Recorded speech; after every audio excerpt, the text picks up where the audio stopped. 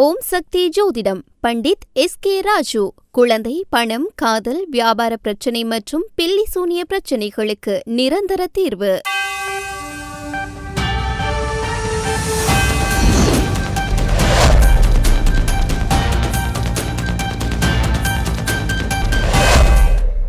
Mix and match உங்களை வரவேற்கின்றது. இலங்கை தீவின் இயங்கியல் வரலாற்றில் 43 வருடங்களுக்கு முன்னர் இன்றைய ஜூலை 23 திருநெல்வேலி கன்னிவடி தாக்குதல் என்ற பெரும் இரசாயன மாற்றம் இடம்பெற்ற பதிவு நீங்கள் அறிந்த பதிவு. இந்த தாக்குதலை அடுத்தே கருப்பு ஜூலை இனச்சங்காரம் ஆரம்பிக்கப்பட்டதாக பொதுவாக கூறப்பட்டாலும் உண்மையில் இந்த தாக்குதல் ஒரு உபரி காரணமே தவிர கருப்பு ஜூலை இனச்சங்காரத்தின் முதன்மை காரணமல்ல. மாறாக இந்த தாக்குதலை காரணமாக வைத்து ஏற்கனவே திட்டமிட்டபடி கொழும்பிலும் ஏனைய தென்னிலங்கை பகுதிகளிலும் தமிழ் மக்கள் மீதான வன்முறைகளை அன்றைய ஜே.ஆர். ஜெயவர்தன அரசாங்கம் மறைமுகமாக கட்டவிழ்த்து விட்டதே யதார்த்தமாகும். இது எவ்வாறோ திருநெல்வேலி பலாலி வீதியில் நடத்தப்பட்ட இந்த தாக்குதலை ஸ்ரீலங்காவின் படைய வரலாற்றில் முதல் தடவையாக ஒரே சம்பவத்தில் அதிக தொகையில் படையினர் கொல்லப்பட்ட சம்பவமாகும். அதேபோல இயக்கத்தின் தரப்பில் தலைவர் தனது இயக்கத்தின் மூத்த உறுப்பினர்கள் பலரையும் நேரடியாக பங்கேற்க வைத்த முதலாவது மிகப்பெரிய தாக்குதலும் இதுதான். பலாலி வீதியில் திருநெல்வேலி பகுதியில் ஒரு இடத்தை தாக்குதலுக்கு உகந்த இடமென செல்லக்கிளியும் கிட்டுவும் தெரிவு செய்த பின்னர் தலைவரும் அந்த இடத்தை இரகசியமாக சென்று நேரடியாக பார்வையிட்ட பின்னர் இந்த தாக்குதலை ஜூலை 23 நடத்துவதென்ற இறுதி முடிவையும் தலைவர்தான் எடுத்திருந்தார். 23 வழமையை விட அதிகாலையே பிரபாகரன் தூக்கத்திலிருந்து விழித்து தாக்குதல் திட்டம் குறித்து செல்லக்கிளி மற்றும் விக்டருடன் இறுதி ஆலோசனைகளை நடத்தியிருந்தார். இதன் பின்னர் மாலை சாயும் வேலைக்காக காத்திருந்த அவர்கள் இரவு வந்ததும் திட்டமிட்டபடி திருநெல்வேலி தபால்பட்டி சந்திக்கு மினிபஸ் ரக வாகனம் ஒன்றில் சென்று இறங்கினர். அவர்கள் அப்போது ஆர்மி யூனிஃபார்மை ஒத்த ஆடைகளை அணிந்திருந்ததால் மங்கிய வெளிச்சத்தில் அவர்களை கண்ட அந்த இடத்தில் இருந்தவர்கள் அவர்களை ஸ்ரீலங்கா படையினர் என நினைத்து பயத்தால் தமது வீடுகளின் ஜன்னல்கள் மற்றும் கதவுகளை இறுக்க சாத்திவிட்டு உள்ளே அமைதியாக இருந்தனர்.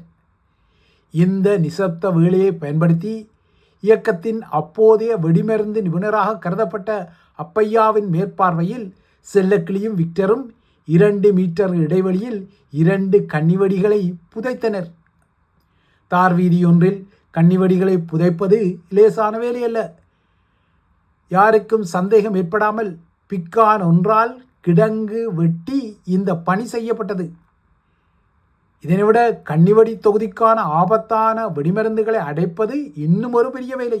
அன்று இயக்கத்தால் அப்பையா அன்னை என அழைக்கப்படும் மூத்த போராளிக்கு வெடிமருந்துகளை கையாள்வதில் நல்ல பரிச்சயம் இருந்ததால் திருநெல்வேலியில் அவரே இந்த பணியை திட்டத்திற்கேற்ப மிகவும் வேகமாகவும் நிதானமாகவும் செய்து முடித்தார்.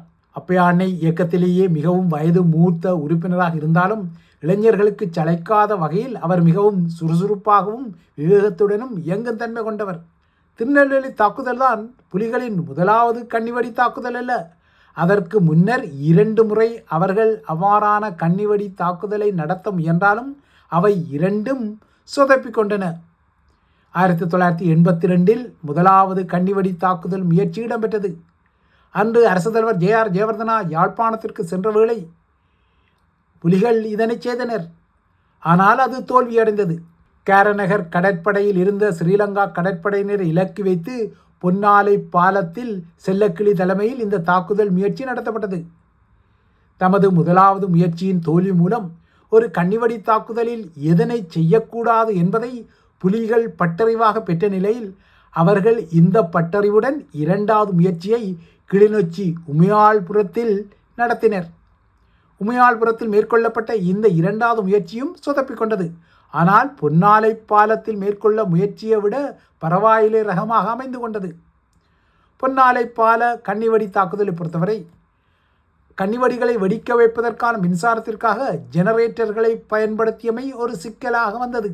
பொன்னாலை பால கன்னிவடி தாக்குதலுக்காக ஹொண்டா ரக ஜெனரேட்டரை இயக்கிய அருணா தாக்குதல் தோல்வியுற்ற பின்னர் பாரம் மிகுந்த அந்த ஜெனரேட்டரை தூக்கி கொண்டு ஓடுவதில் சிரமப்பட்டதால் அதனை கைவிட்டு ஓட வேண்டிய நிலையும் ஏற்பட்டது. இதனால் இனிமேல் ஜெனரேட்டரை பயன்படுத்துவதில்லை என்ற முடிவை எடுத்த புலிகள் உமையாள்புரம் கன்னிவடிக்கு லொரி பேட்டரி ஒன்றை பயன்படுத்த முடிவு செய்தனர். இதன் அடிப்படையில் உமையாள்புரம் கோவிலுக்கு அருகே 83ஆம் ஆண்டு மார்ச் மாதம் 4ஆம் தேதி காலை பொழுதில் சீலனின் தலைமையில் கிட்டு, கணேஷ், விக்டர், பொட்டு ஆகியோர் இந்த வேலைக்காக காத்து நின்றனர். இந்த முறை தமது வியூகத்தை சற்று விரிவாக்கிய புலிகள் கன்னிவடி தாக்குதலின் பின்னர் தப்பியோடும் படையினர் மீதும் தாக்குதலை தொடுக்கும் அதிரடி திட்டத்துடன் காத்து நின்றனர். A9 வீதியில் உமையாள்புரம் பகுதியில் 2 கன்னிவடிகளை புதைத்த புலிகள் அதற்கான மின்சார வயர்கள் வெளியே தெரியாதவாறு தாரிட்டு மறைத்து வைத்தும் காத்திருந்தனர். அப்போது கிளிநொச்சி போலீஸ் நிலையத்திற்கு பாதுகாப்பு வழங்கும் ஆமிக்காரர் ஆனையிரவு முகாமிலிருந்து காலை உணவை அந்த ஆமிக்காரருக்கு கொண்டு செல்வது வழக்கம். அவ்வாறாக கொண்டு செல்லும் படையணியை இலக்கு வைத்தே புலிகள் காத்து நின்றனர். எதிர்பார்த்தபடி ஆமி ட்ரக்குகள் கன்னிவடிகள் புதைத்த இடத்தை அண்மித்த போது செல்லக்கிளி வெடிக்க வைக்கும் பொறிமுறையை அழுத்திய போது இம்முறையும் தாக்குதல் பிழைத்தது. வாகனத்துக்கு 10 மீட்டர் முன்னரே 2 கன்னிவடிகளும் வெடித்து சிதறின. ஆகையால் திருநெல்வேலியில் இந்த பிசகுகள் எல்லாம் இல்லாமல் தாக்குதலை செய்து முடிக்க வேண்டும் என்பது தலைவரின் இலக்காக இருந்தது. இதனால் கன்னிவடிகளுக்கான மின்சார வயர் காங்கேசன்துறை சீமெண்ட் ஃபேக்டரியிலிருந்து எடுக்கப்பட்ட வெடிமருந்து கருவிகளான எக்ஸ்ப்ளோரர்களுடன் இணைக்கப்பட்டது. இந்த வயர்கள் ஒரு மல்லிகை பந்தல் ஊடாக மேலே எடுக்கப்பட்டு எல்லாம் தயார்படுத்தப்பட்டன. அன்றைய நாட்களில் தனக்கு பிடித்த துப்பாக்கியான G3 ரைஃபிளுடன் நின்ற தலைவர் பிரபாகரன் செல்லக்கிளிக்கும் விக்டருக்கும் அருகில் சென்று கன்னிவடிகளை பார்வையிட்டு சகியால் ஓகே காட்டிவிட்டு மீண்டும் தனது ரோட்டுக்கு அருகில் இருந்த நிலைக்கு திரும்பினார். அருகில் இருந்த வீடொன்றின் கூரை மீது ஏறிய செல்லக்கிளியும் விக்டரும் தூரத்தில் ஆமி வாகனம் ஏதாவது வருகின்றதா என உன்னிப்பாக கவனித்துக் கொண்டிருந்தனர். தலைவரும் ஏனைய இயக்கக்காரரும் வீதியின் 2 பக்கங்களிலும் நிலையெடுத்து காத்திருந்தனர். இந்த நிலையில் தமது அணிக்கு சொற்ப நேரத்தில் நடக்கப் போகும் தாக்குதல் குறித்து தெரியாமல் மாதகல் ஆமி கேம்பின் 4-4 பிராவோ அணி ஒரு பயணத்திற்கு தயாரானது. அப்போது யாழ்ப்பாணத்தில் ஸ்ரீலங்கா படைத்தளபதியாக பிரிகேடியர் லயனல் பெல்தசார் இருந்தார். அவருக்கு நிச்சயமாகவே சீலன் மற்றும் ஆனந்தனின் மரணத்துக்காக புலிகள் ஒரு பதிலடி தாக்குதலை நடத்துவார்கள் என்பது குறுகுறுப்பாக தெரிந்ததால் புலிகளின் கன்னிவடி தாக்குதல் பொறுப்பாளராக அப்போது கருதப்பட்ட செல்லக்கிளியின் நடமாட்டங்களை கடுமையாக கண்காணிக்குமாறு குருநகரில் இருந்த சரத் முனசிங்காவின் புலனாய்வு மையத்தை உஷார்படுத்தியிருந்தார். இந்த நிலையில் குருநகர் ஆமி கேம்புக்கு சென்ற லெப்டினன்ட் வாஸ் குணவர்தனா தலைமையிலான மாதகல் 4-4 அணி சரத் புனசிங்காவை சந்தித்து கொண்டது. புலிகளின் நடமாட்டம் யாழ் நகரில் அதிகரிப்பதால் நிலைமை சற்று சரியில்லை என்பதால் விரைவாக சுற்றுக்காவல் பணியை முடித்த பின்னர் மாதகல் முகாமுக்கு திரும்புமாறு கோரிய சரத் முனசிங்கா தன்னுடன் ஒரு சாராய பெக்கடிக்க வருமாறு வாஸ் குணவர்தனாவுக்கு அழைப்பும் விடுத்திருந்தார். ஆனால் தான் மது அருந்து மனோநிலையில் இல்லை என சொல்லி மறுத்த வாஸ் குணவர்தனா விரைவாக குருநகர் ஆமி கேம்பில் இரவு உணவை முடித்த பின்னர் மீண்டும் இராணுவ முகாமுக்கு திரும்ப தயாரானார். வாஸ் குணவர்தனா பயணித்த ஜீப்பின் சாரதியாக மனதுங்கா இருந்தார். ஜீப்பின் பின்பகுதியில் 2 படையினர் இருந்தனர். இந்த ஜீப்பின் பின்னால் புறப்பட்ட ட்ரக் வண்டியில் அதன் சாரதியான பிரேராவுடன் 10 படையினர் இருந்தனர். வாஸ் குணவர்தனா தான் செல்லப்போகும் வழியாக கோண்டாவில் கொக்குவில் திருநெல்வேலி ஊடான மார்க்கத்தை தெரிவு செய்தார். இதே வழியில்தான் செல்லக்கிளி வெடிப்பு கருவியொன்றில் கைவைத்து உன்னிப்பாக தமது வரவுக்கு காத்திருப்பது அவருக்கு அப்போது தெரிந்திருக்க வாய்ப்பில்லை. 4-4 பிராவோ அணியின் முதலாவது வாகனத்தின் ஹெட்லைட் வெளிச்சம் மற்றும் அதன் வாகன ஓசை செல்லக்கிளியை உஷார்படுத்தியது. உடனடியாக அவர் நடவடிக்கைக்கு தயார் என்ற அறிகுறியை செய்யும் வகையில் சிறிய சீக்காயை அடித்தார். இந்த சீக்காய் ஒலியை கேட்டதும் இயக்கக்காரர் அனைவரும் உஷாராகினர். இந்த நிலையில் 4-4 பிராவோ வாகனங்கள் தமக்கு வைக்கப்பட்டிருந்த கந்தக பொறியில் ஏற செல்லக்கிளியின் கரம் வெடிப்பு கருவி சேலியில் அழுத்தியது. 2 கன்னிவடிகளுமே பெற்றும் சத்தத்துடன் ஏக காலத்தில் வெடித்து சிதறின. குடாநாடே இந்த ஒலிகளால் அதிர்ந்தது. முதலாவது கன்னிவடியில் சிக்கிய ஜீப் ஏறக்குறைய ஒரு தென்னை மரத்தின் உயரத்துக்கு எழும்பி மீண்டும் நடுவீதியில் விழுந்தது. 2வது கன்னிவடி ட்ரக் வண்டியின் முன்பகுதியை இலக்கு வைத்து வெடித்தது. ஜீப்பில் பயணித்த அனைவருமே உடலங்களாக வீதி மருங்கில் தூக்கி வீசப்பட்டனர். வீதியின் இருமருங்கில் காத்திருந்த புலிகள் ட்ரக் வண்டியை இலக்கு வைத்து தமது துப்பாக்கிகளால் சுட்டனர். ட்ரக்கில் வந்தவர்களில் உயிர் தப்பியவர்களில் ஒருவர் ட்ரக்கின் கீழே இருந்தும் துப்பாக்கி ரவைகளை புலிகள் இருந்த திசையை நோக்கி தீர்த்தார். அதில் ஒரு ரவையே செல்லக்கிளியை தாக்கியது. ஆனால் இந்த சம்பவம் உடனடியாக ஏனைய புலிகளுக்கு தெரியாது.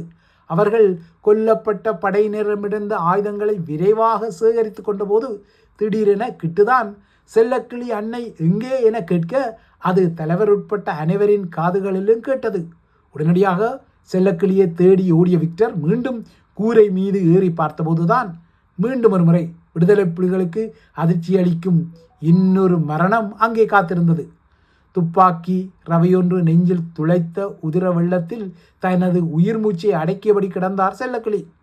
செல்லக்கிளியின் மரணம் 2 வாரங்களுக்குள் புலிகளுக்கு கிடைத்த 2வது உழைப்பாகும். ஜூலை 15ஆம் தேதி சீலன் ஆனந்தனின் மரணம் இடம்பெற்ற நிலையில் ஜூலை 23ஆம் தேதி செல்லக்கிளியின் மரணம் திருநெல்வேலியில் நடந்தது. திருநெல்வேலியில் புலிகள் மேற்கொண்ட இந்த கன்னிவெடி தாக்குதல்தான் இலங்கையின் வரலாற்றில் ஒரு பெரும் மாற்றத்தை உடனடியாக ஏற்படுத்தும் என்பதை புலிகளும் அப்போது நினைத்திருக்க வாய்ப்பில்லை. ஆனால் அதுதான் நடந்தது. இன்று அந்த கன்னிவெடி தாக்குதலுக்கு 43 வருடங்கள் கடந்துள்ளன.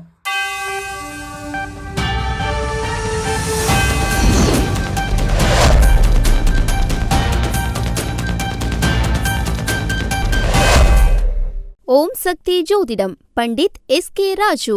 குழந்தை, பணம், காதல், வியாபார பிரச்சனை மற்றும் பில்லி சூனிய பிரச்சனைகளுக்கு நிரந்தர தீர்வு.